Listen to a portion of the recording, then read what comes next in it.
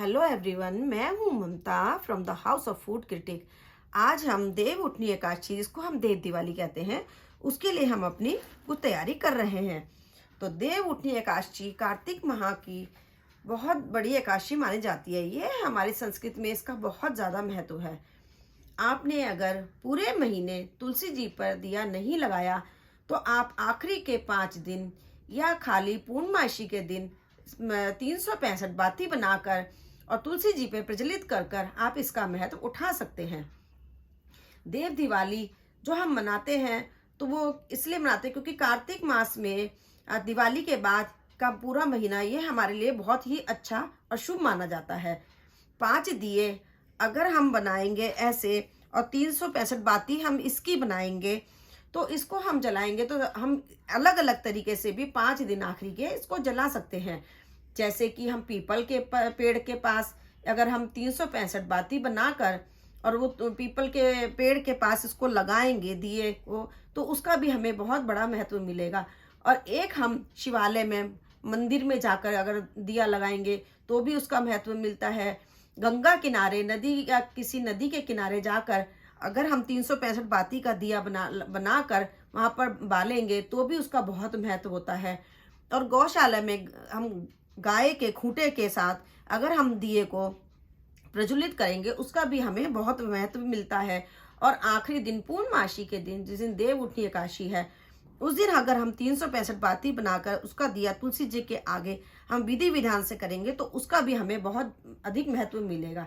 तो अब हम 365 बाती को कैसे बनाएंगे।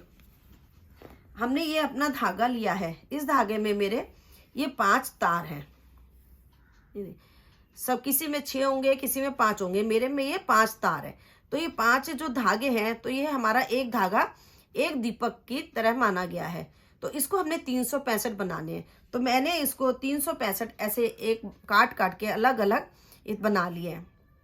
ये देखिए, अगर हमारा महीना बढ़ा हुआ होता है तो हम उसके लिए 366 बना लेंगे, जिसको कि हम बोलते हैं कि लीप का महीना जो होता है।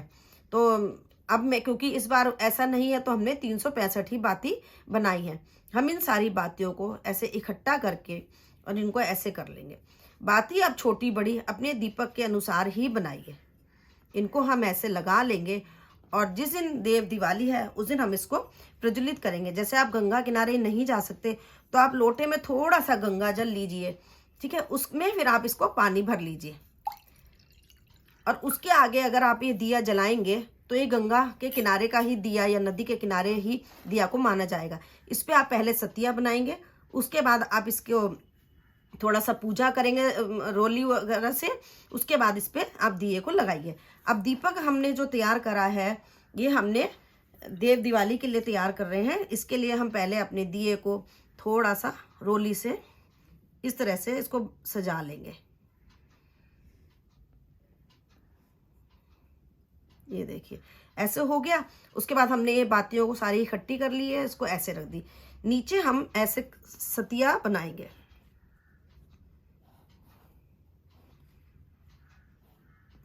सतिया बनाने के बाद हम इसके ऊपर थोड़े से तिल रखेंगे, क्योंकि दीपक को कभी भी ऐसे फर्श पे नहीं रखना चाहिए।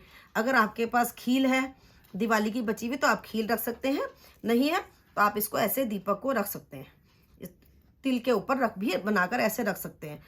उसके बाद हम थोड़ा सा तिल और थोड़ा सा ही हम हाथ में जल लेंगे। पहले हम अपने दीपक की पूजा करेंगे। इस तरह से 3 बार इसको करके हम इसको जल को यहीं छोड़ देंगे, जितना भी आपके हाथ में जल है। उसके बाद इसमें सरसों का तेल भरकर या देसी घी भरकर, जो भी आपकी सामर्थ्य के अनुसार है, आप वो इसमें डालकर, चाहे आप तिल का तेल भी डाल सकते हैं, वो इसमें भरकर और आप तुलसी जी के आगे इसको प्रज्वलित करेंगे। तो संध्या के समय करेंगे, जब आपकी गोधूली बेला होती है तभी हमें दीपदान करना चाहिए, या सुबह ब्रह्म मुहूर्त में हमें इसका दीपदान करना चाहिए। तो दोनों ही जो मुहूर्त हैं वो उसी समय करते हैं।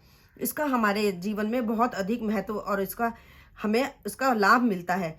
तो अब देव दिवाली आने वाली है। देव दिवाली 7 नवंबर को है, तब ये देव दिवाली बड़े धूमधाम से मनाई जाएगी। तो आप सब इसका इस तरह से करिए। आप सबको मेरा वीडियो कैसा लगा। आप मेरे चैनल को लाइक कीजिए, सब्सक्राइब कीजिए, शेयर कीजिए और कमेंट में ज़रूर बताइए कि कैसी लगी आपको मेरी ये देव दिवाली की एक विधि। आप सबका धन्यवाद। Thank you.